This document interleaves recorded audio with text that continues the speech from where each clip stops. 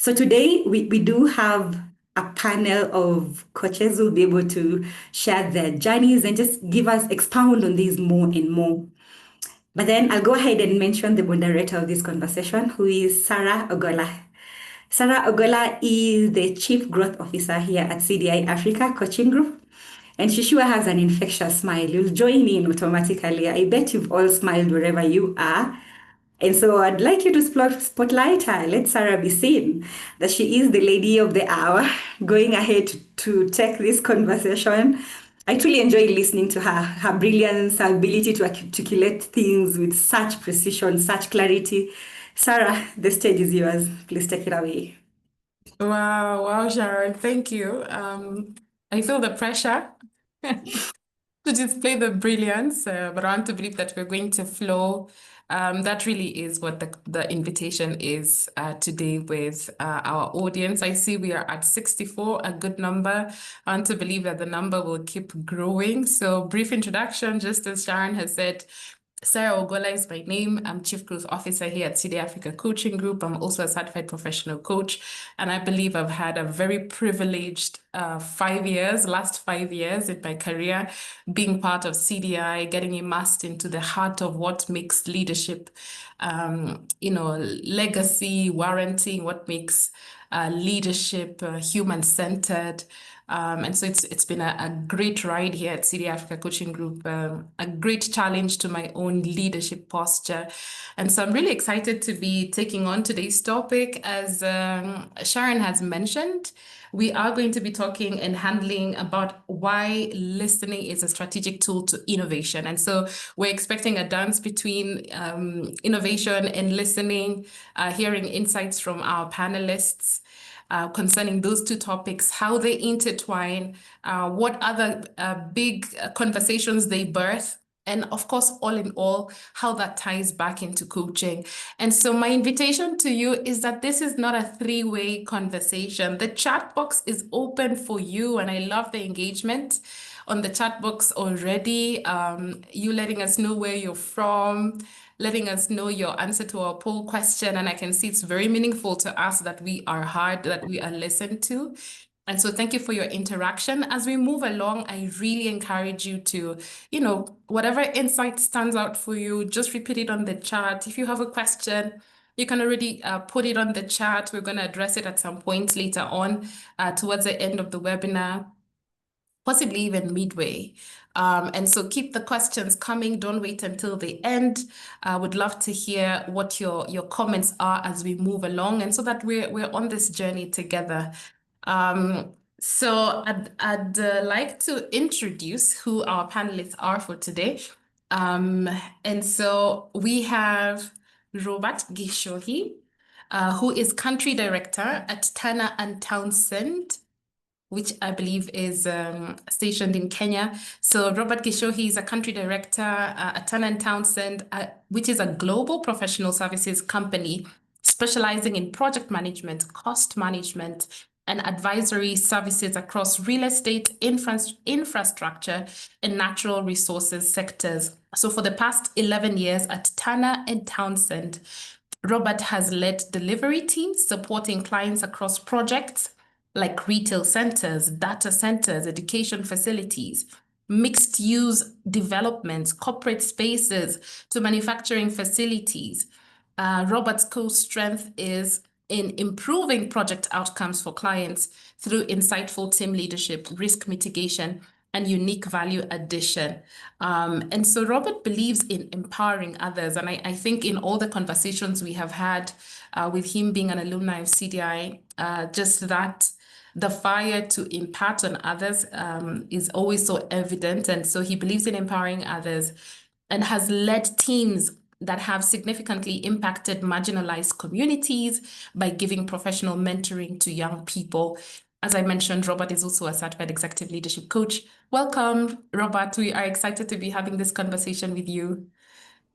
Thank you, Sarah. Karibu sana. We're excited to be drawing from your wealth of experience, your insights on your journey of leadership as concerns this topic. So karibu sana.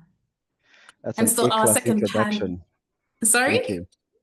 I'm saying that's an A-class introduction. I'm wondering who whether there's someone behind me or is it me. But thank you very much, Sarah. That's It kind of is you. you, sir. It is you, sir. I That's know the kind of you. discomfort of it for us humble people. No worries. No worries at all. Awesome. Karibu sana. And so our next panelist is Mr. Ali Hussein Kassim. And so I was so impressed by the number of boards that Mr. Ali has sat in.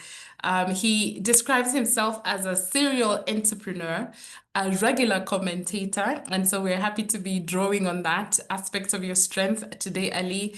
And he's a contributor on all things tech and the policy and regulatory landscape that straddles this sector across Africa in particular and the world in general. So I wouldn't be able to read through all the boards that Ali has sat in, but there are 9 in total, if I counted right.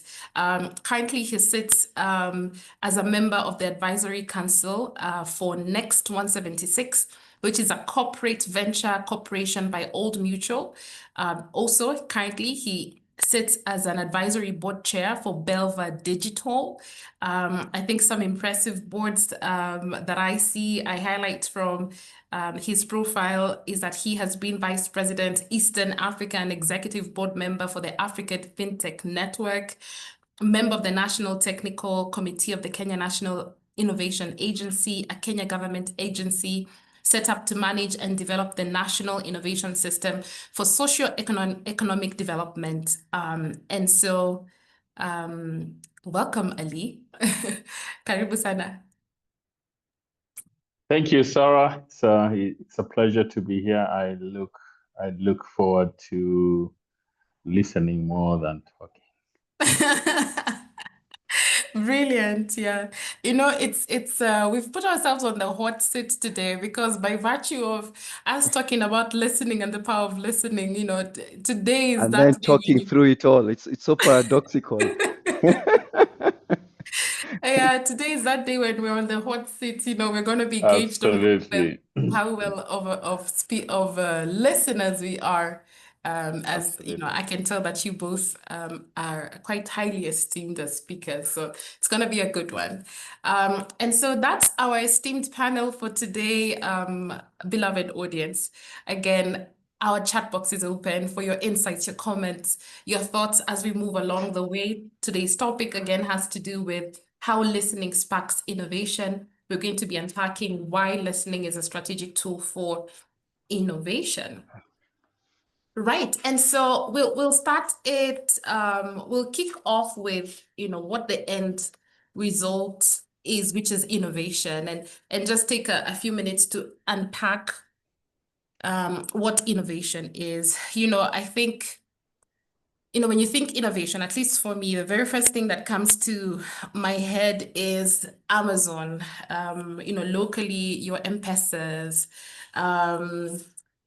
I think of Google. It sounds very far, or there's this affiliation of the topic of innovation with the narrative of, quitting university and going into your garage and creating this thing that will change the world and make you a global billionaire.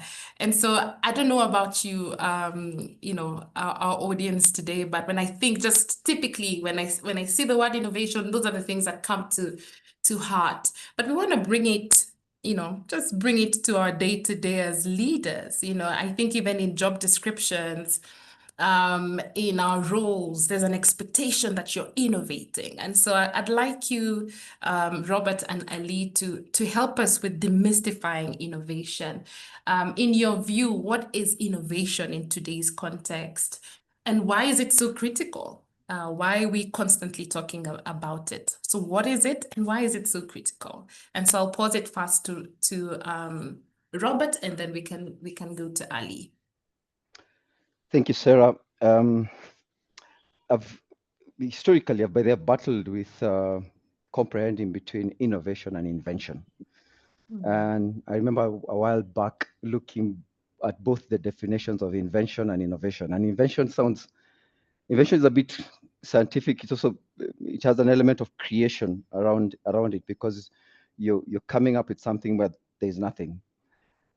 Innovation to me is improvement. Innovation to me is different perspective. Innovation means doing things different than have been done before, with the intent of achieving more efficiency, or with the intent of achieving more gratification or better results. For example, I think when we were hit by the COVID pandemic, everybody quickly had to innovate in one way or another. You had to innovate how you live, you had to innovate your spending patterns, we had to innovate how we work. We came up with hybrid. I don't think we'd be having this webinar pre-COVID. I think it would have been somewhere in a conference room, organized 6 months prior, called everybody in and all of that. But we had to innovate quickly to adapt to what the current situation was, which we were not able to travel, but we needed to continue on with our jobs, and we needed to do on with our work. So we innovated and came up with a hybrid way of working. We came up with remote working. We came up with all sorts of ways to ensure that we're doing the same thing that we used to do. So to me, innovation comes with that element of there's a status quo. We want to do things better. We want to do things more efficiently, and we want a better result. So what can we do differently? That is innovation broken down to me. Fantastic. I hear keywords there: improvement, adapting, better results. Thank you for that differentiation. There's invention, which is coming up with something out of nowhere. But then innovation has to do with that continuous improvement to get better results. Great, thanks. Thanks, Robert. Ali, what would be your take?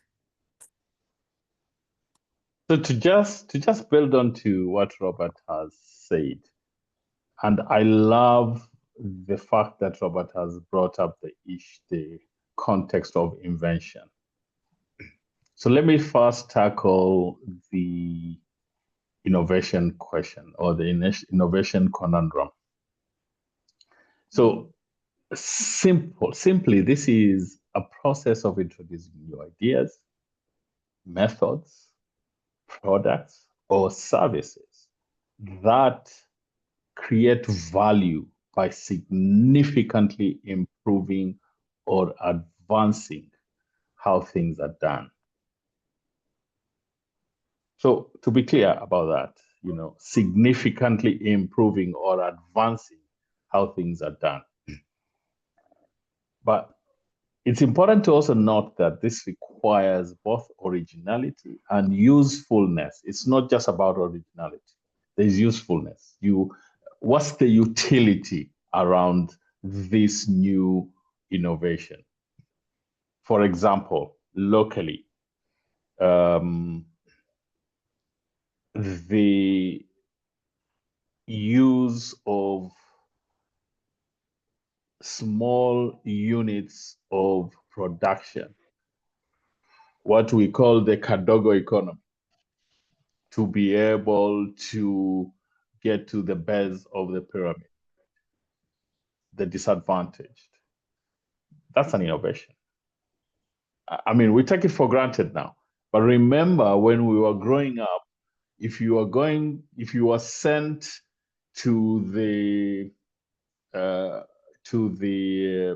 grocery shop and you wanted a quarter sugar or a quarter of cowboy, you get a scoop. You literally get a scoop from one of these big debates. Today, you can get 100 grams. That's, in my opinion, innovation. So it requires the originality and usefulness. But it also means that innovation is not just something new, but something that delivers real positive impact, whether by solving problems, meeting customer needs, or driving business growth. So to bring it home, Robert, I love the fact that you brought invention. Again, to bring it home, invention versus innovation. What are the key differences? Again, invention is the creation of a completely new idea or product, method or process that has never existed before. Okay? For example, the invention of electricity. That is an invention. What's the innovation? The widespread use of electric lighting systems through electric distribution. That's innovation. What's the outcome? New knowledge or artifact for the invention. For the innovation, you're talking about commercial, social, or operational impact. Bringing it home to Gen Zs and Gen Alphas. I mean, we can't go from a webinar without mentioning Gen Zs. You didn't go there. and you know, somebody told me, if you think you have seen something with Gen Zs, go to Gen Alphas, check in. Yeah. So, invention, the first smartphone prototype with a new touch screen technology. That's an invention. FYI, that was not Apple that created the smartphone. Contrary to popular belief, it was not Apple. But what did Apple do? Apple just simply made smartphones user-friendly, widely adoptable, and integrated into everyday life. That's an innovation. Sarah, I'm a bit lost as to what I should do if I have a point, if I want to add on a point that Ali has said. Please go ahead. We're talking about active listening, and interjections are some of the things that you're going to be talking about later on. But when Ali was speaking about innovation and he mentioned Gen Zs, there's something that I've been seeing around in Nairobi. For those of you, I know we have different people who are listening from different from different regions of the world. But if you've been in Nairobi of late, there's some billboards by Optica. I hope I'm allowed to mention brands without promoting them. So there's some billboards by Optica, and whenever I see them, I always tell someone, that's a creative mind of Gen Zs, because I can tell you millennials are not that creative to innovate that. And it's one of these billboards where there's a lady drinking ketchup, and instead of what's a drink? It's supposed to be drinking I think she's supposed to be drinking juice or something, but she's drinking ketchup because she can't see. And before you understand, it's actually a billboard for spectacles. You're like, oh, are they advertising ketchup? Are they advertising what? But you're already glued in. That's, to me, is what innovation is. There's nothing new that has been invented there, but they've passed through the message in a very innovative way, and they've listened to their market. I thought I'd just add that, and please, Ali, do not go on the Gen Zs and the millennials and all of that. Let's just keep the demographics open. That was me trying to just simply bring a point home. Yeah. To look at the current dispensation that we are living in, and example of a smartphone and its use and the invention of the smartphone, or the mobile telephony in general. Back to you, sir. Awesome, thank you. I think you've definitely done that, and I think even the what Robert has just said helps us with very practical examples.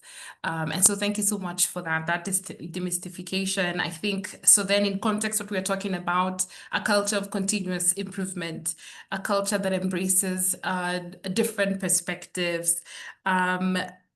But then also a culture that allows room for useful ideas that are impactful.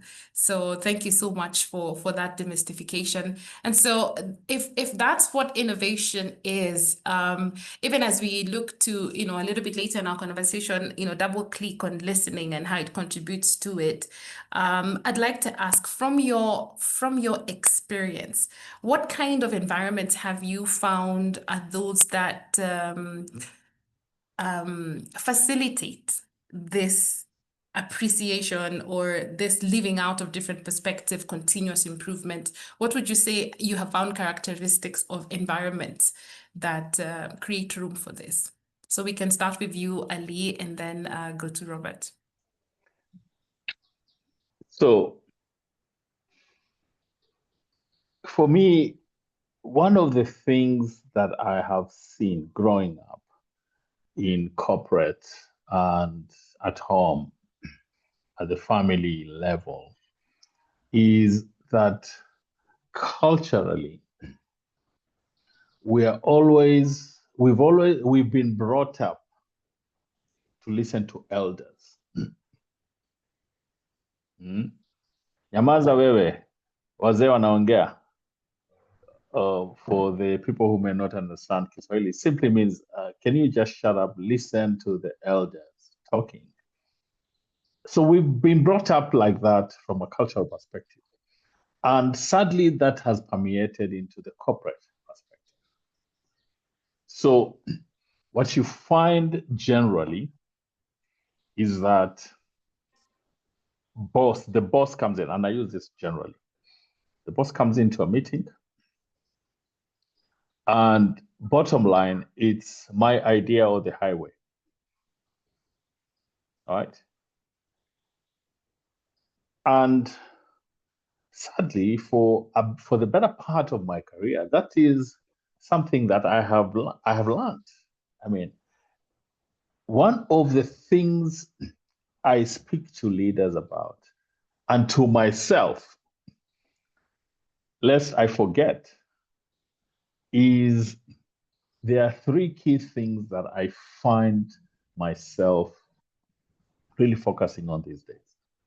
Number one, the ability to unlearn, not to learn. I mean, look, you've gotten to the point where you've gotten, so you've proven that you can learn. But how about unlearning those bad habits? The things that we have always thought that are sacrosanct in our lives, right? How about walking into the house and listening to your children instead of telling them? Now, I'm not saying that everything they say, you have to listen to. So that's one. Two, the ability to then actually listen. The strength of, for lack of another word to put it, the strength of shutting up and actually letting everybody talk, especially when you are at leadership level. Especially when you're at leadership level. So look, let me give you an example. I'm chairing a board meeting, and I'm the first to speak every time. If somebody else has an idea that is not conforming to my thought process, or blatantly saying, I disagree with you, do you think that person will speak?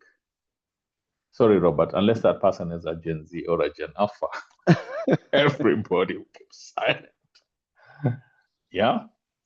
So that ability to be able to lead by keeping silent and listening, actively listening, I believe is a superpower that any leader should learn today.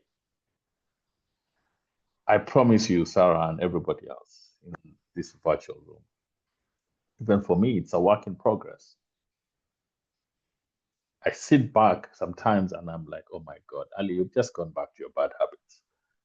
And I have to almost physically step back into myself and like, Ali, remember what Master Coach Aileen told you during your sessions.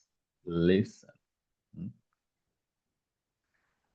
There's something I learned during these 9 months that we went through this coaching process, and the powerful tell me more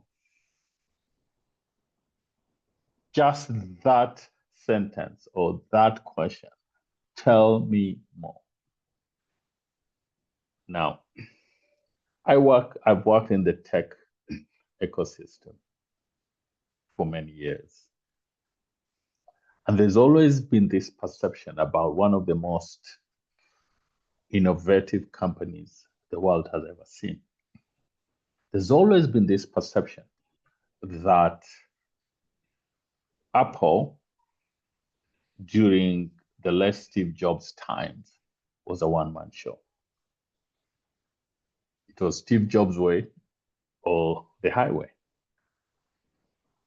In real fact, in truth, vitu kwa ground, as we like to say in Nairobi, things on the ground speak to a very different organizational structure and leadership model, which was not about great products.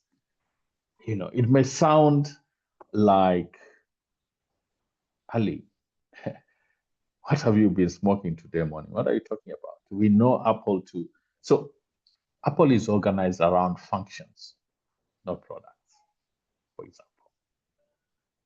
So experts lead areas like design, software, or marketing across all products, So it supports a very consistent excellence and rapid innovation. And at the core of it, guess what? It's about listening. Leadership empowers leaders and experts to lead experts, enabling fast decisions, deep collaboration, and a shared vision across the company. This may sound counterintuitive, but that's how this company has led, and this has how this company has continued, even through dips, to continue leading. Back to you, Sam. Awesome. Thanks, Ellie. Robert, what would be your take? What are the kind of environments that would impact or fuel innovation from your experience? Sarah, Ali, let me take you back a bit in my start of my career.